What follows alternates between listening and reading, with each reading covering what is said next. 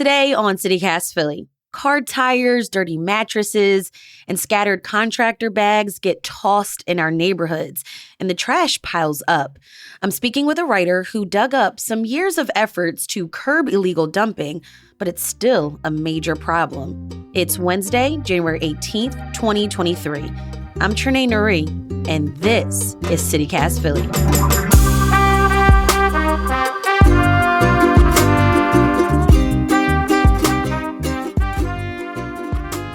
Bernard Brown, you're a writer for Grid Philly, and you're also an author of a book called Exploring Philly Nature, a guide for all four seasons.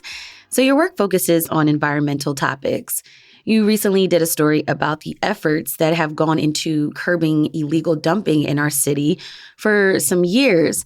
And you spent some time with residents in the Eastwick neighborhood, which is in Southwest. What did you see scattered around? What I saw was almost everything you can imagine that you'd want to get rid of. You know, one thing I don't think gets talked about enough is sometimes you see household waste, just people taking their trash from their apartment or their house and dumping it outside. You see sometimes bags of what looks like stuff from a catering event or from a restaurant. What you see the most of, though, is what sometimes gets referred to as construction and demolition waste. So stuff from, let's say, remodeling an apartment where you've got broken up drywall or tiles from a bathroom. You see a lot of what looks like apartments that get cleaned out, being kind of like poignant snapshots of people's lives, either down an embankment or in a park or next to a road. And I think the last category to mention is tires. Tires can be a big component of stuff that gets dumped, but these are all things that end up getting dumped around Philadelphia. Bernard, there are trash pickups and places that you can deposit this load of trash, right? And so why aren't people using those methods? It's a great question. Your question gets to the heart of the problem, I think. One reason is that there's less places than you might think. Okay. Philadelphia has places where you can take a ton of debris, like literally like that charge you by the ton. For smaller amounts, we don't have a lot of great options. Well, we have decent options for the homeowner, perhaps. Let's say you in your apartment or your house, you're trying to get rid of your television. If you've got an old piece of furniture you're getting rid of, you just ended up with too much trash and you don't want to wait till trash day. We've got these sanitation convenience centers around the city that are run by the city and are great places to come drop stuff off. I've done that myself. Those are not for contractors, though, and they don't take construction debris. And so there isn't a great sort of middle option in terms of commercial stuff. And so one proposal out there is to take the sanitation convenience centers and come up with some way that you can charge people for smaller loads. I think that's a lot of what you see is that like van load or pickup truck load of stuff that gets dumped. Yeah, we're not talking like basic littering. This is large amounts of trash. I mean, speaking of it, where are maybe some hot spots for illegal dumping? I think the hot spots track a lot with vacant land. And I'll add parks in there too, because, if you're thinking, if you put yourself in the mindset of someone who's trying to get rid of a pickup truck load of stuff without having to pay a lot for it, you're going to go somewhere where you think you're not going to get noticed. You're going to go somewhere where it's kind of dark at night. You're going to go somewhere where you think the neighborhood or the park might already be kind of trashy. So this tends to tilt towards neighborhoods with a lot of vacant land, a lot of vacant lots. So it tends to hit lower income neighborhoods, Philadelphia, particularly communities of color. And so you see hotspots in North Philly. You see, we focused on Eastwick in Southwest Philadelphia because they've got a lot of big vacant parcels of land that are like catnip to illegal dumpers.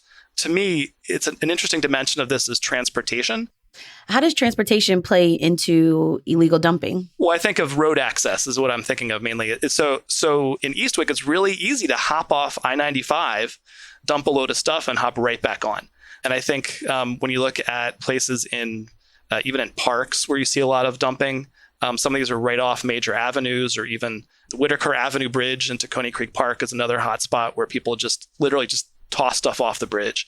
And I talked to, this is one that was not in the article, but a friend of mine worked for the Teucany to Coney Frankfurt Watershed Partnership was leading a nature walk, and they, set off, walked past that point, came back, and there was like a load of stuff right where they had been walking that if someone had dumped it off the bridge when they were there, you really could have hurt somebody.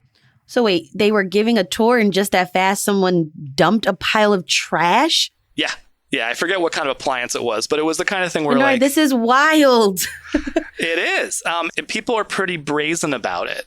You talk to experts about it, they say it probably isn't just like 1,000 people doing it once or twice. It's probably people doing it a whole bunch of times routinely. So you have thousands of these incidents across the city every year. There are many stakeholders who have taken on this issue. City Council, the Streets Department, and I found even more surprising in your article, even the police department. You also wrote about how neighbors have set up cleanups and neighborhood watches to get things going. Also, the mayor has spent some efforts in this as well. So let's break some of this down. What did Mayor Kenney do? So what Mayor Kenney did was set up the Zero Waste and Litter Cabinet. It had been administered by one person, but pulled together people from various city departments that in some way touch on this. It sort of reaches throughout city government. It's one of these problems that's hard to solve because you have to get so many people at the table coordinating. But you figure the streets department, of course, that's the department that is tasked with dealing with waste in Philadelphia, solid waste. You've got the police, who part of their job is enforcing rules like city laws against things like dumping. You've got the DA's office to then build a case and advance a case against the person who's been dumping. You've got the park system. So a lot of the cleanup that happens is by just the parks and recreation maintenance workers. The thing they spend the most of their time on is cleaning up trash in parks. Some of it is just people littering, but a lot of it is people dumping piles of stuff in parks around the city. And so you had that cabinet sort of pulling folks together in the same room. Unfortunately, at the beginning of the pandemic, it got disbanded by the administration, as they said, as a cost-saving measure. I should say in full disclosure that Nick Esposito, who ran the cabinet, now works for Grid Magazine. So I have maybe a little bit of a bias in favor of the cabinet. But while it was operating, the cabinet did manage, or I'll say it this way, that incidents of dumping declined. Historically, are all of these stakeholders normally involved in trash issues? That's a good question. They're all individually involved in trash issues, and they remain involved in trash issues. The question is how well they're coordinating now, I think. So it's still against the law to dump a load of trash, which means that the police and the DA would have to be involved. You've got to get their time in a way. In a lot of cases, you still got to get the local police to pay attention when they're chasing people getting shot or much more dramatic, violent kinds of things. We have a gun violence epidemic right now in Philadelphia. We have relatively short staffing in the police. And so it is easy for them to say, that's just not a priority when we've got these other big things. And that's where having some kind of coordination entity really helps sort of like pull people to the table and say, no, wait, we really got to work on this. It's still important, even if it's not quite the same thing as gun violence. Right. And there's also a really big price tag associated with all these initiatives as well, right? You're absolutely right. So in 2019, the total cost for cleaning up dump sites in the city was something probably around $4 million. Figure it costs about $600 per ton of waste. And in 2019, we had about 6,800 tons of dumped waste in the city. So the scale's pretty big. It is expensive. Help me to understand this, though. We have all these people involved. Lots of money is being spent. Why haven't these efforts curbed the problem? I think in recent years, we've seen like in the pandemic and quite recently, a drop off in enforcement. That's part of it. It is still a crime that you're likely to get away with. And we talk a lot, and it's important to talk about what people are doing on the community level and responding to this. There's the CLIP program that sometimes helps with cleanups, also does a lot with vacant lot cleanups in general, including trash and dumped waste. So you've got sort of the folks on the neighbor level who are really savvy, really smart. They have a good, just hawks looking over their neighborhood at a level which I felt like outclassed. Like I don't know my neighborhood anywhere near as well as these folks know their neighborhood. Right. And they're taking ownership of their neighborhood. Totally. Which is so cool. It is very cool. And but most of what their efforts boil down to is coordinating the neighborhood to bug the city to pick up a pile of trash, focusing the city's effort to clean up what's already happened. That kind of enforcement sort of tends to fall outside of what they can do. And it also can be an intimidating thing. You could be perceived to be dangerous or actually be dangerous, depending on the situation. And so coordinating the whole neighborhood to have the whole block call at the same time is really, I hadn't thought of that. Smart idea. But most of what they're doing is responding. Sometimes they're getting pictures of license plates. But again, even if they get a picture of a license plate of someone dumping, even if they confront them and the guy drives away, it has to then go to city departments and do real legwork, track down that driver of that pickup truck and find them again. Speaking of that, I was also thinking that how you kind of get people to care about their civic duties and make it more appealing for neighbors, right? Like, how do we make trash, cleaning up, recycling like more sexy? Sexy? I don't know, sexy. I would say that part of it is making it easier to dispose of smaller amounts. One thing that is, I think a lot of people focus on in the advocacy space around this is making sure that vacant parcels of land that get dumped on look well kept. The Pennsylvania Horticultural Society has a program where it partners with a lot of local groups and with city departments on taking vacant lots and sprucing them up a bit, putting up a fence, planting some trees. And that hopefully deters people from dumping. Right. It makes it look like, no, this is a place that's cared for. Someone cares about this space. Go take the trash somewhere you should to help deter. And also just activating the spaces as active spaces. Are they places that businesses could utilize in some way? Are there places where you could have a garden? Things like, are there places where you can put up playground equipment?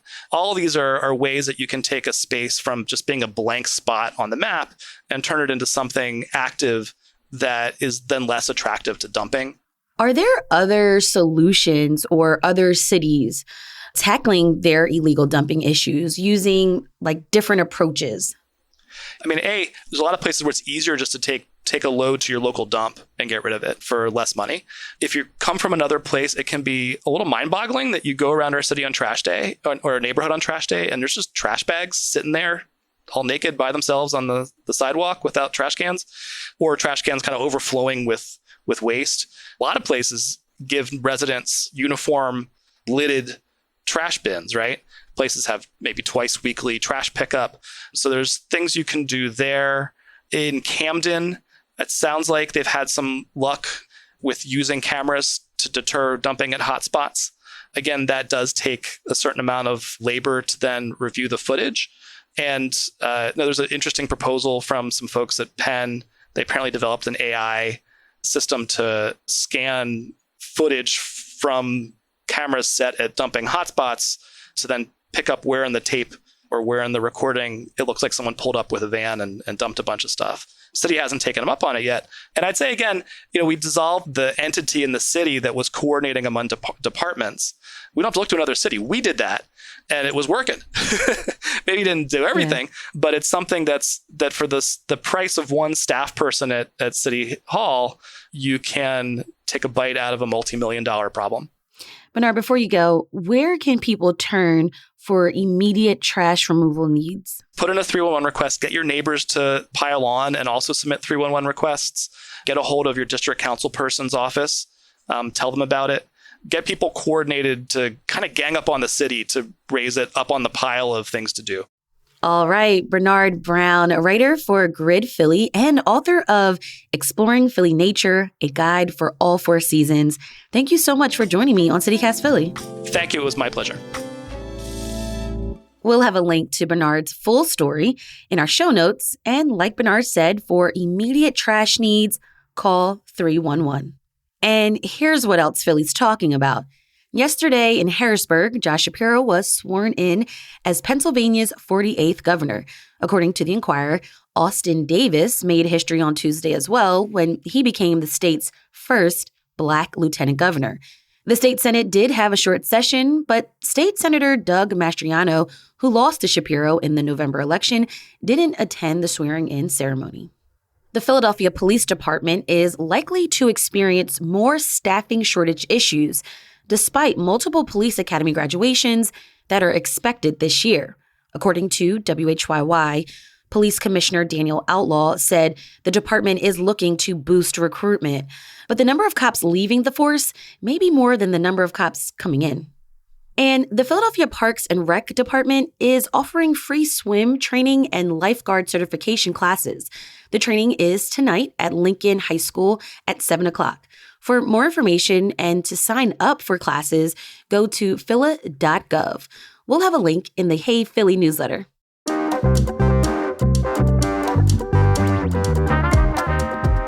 That's all for today here on CityCast Philly. If you enjoyed this episode, tell your neighbors if illegal dumping is happening around your block. Hit that subscribe button and be sure to sign up for our morning newsletter too. It's called Hey Philly. We'll be back tomorrow morning with more news from around the city. Bye.